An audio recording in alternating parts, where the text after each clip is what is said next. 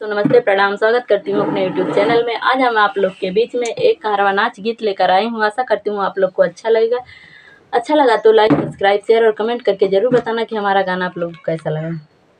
गीले भैले पीसना पतीले भैले रोटिया हे ससुरवा गईली ना, हे ससुरवा गईली ना, खैली बेलना कमरिया हे ससुरवा गईली ना, खैली बेलना कमरिया हे ससुरवा गईली ना। ससुरु हमरा मारन ससुई लाल कार हे बलमुआ हमरा ना, हे बलमुआ हमरा ना, दौड़ी दौड़ी के छोड़ा में हे बलमुआ हमरा ना, दौड़ी दौड़ी के छोड़ा में हे बलमुआ हमरा ना। गीले भैले पीसना पतीले भैले रोटिया हे बलमुआ हमरा ना, हे ससुरवा गईली ना, खैली चिमटा कमरिया हे ससुरवा गईली ना, खैली चिमटा कमरिया हे ससुरवा गईली ना।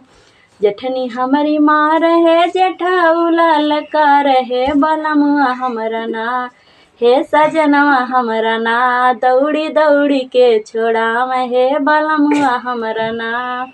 गीले भैले पीसना पतीले भैले रोटिया हे बल ससुरवा गईली ना, खैली कल छुनक मरिया हे ससुरवा गईली ना, खैली कर छिलक मरिया हे ससुरवा गईली ना। ननदी हमारी मारनी देवारू लाल कर हे बलमुआ हमरा ना, हे बलमुआ हमरा ना, दौड़ी दौड़ी के छोड़ा में हे बलमुआ हमरा ना, दौड़ी दौड़ी के छोड़ा में हे बलमुआ हमरा ना। गीले भैले पीसना पतीले भैले रोटिया हे ससुरवा गईली ना, हे ससुरवा गईली ना, गईली खैली बेलना कमरिया हे ससुरवा गईली ना।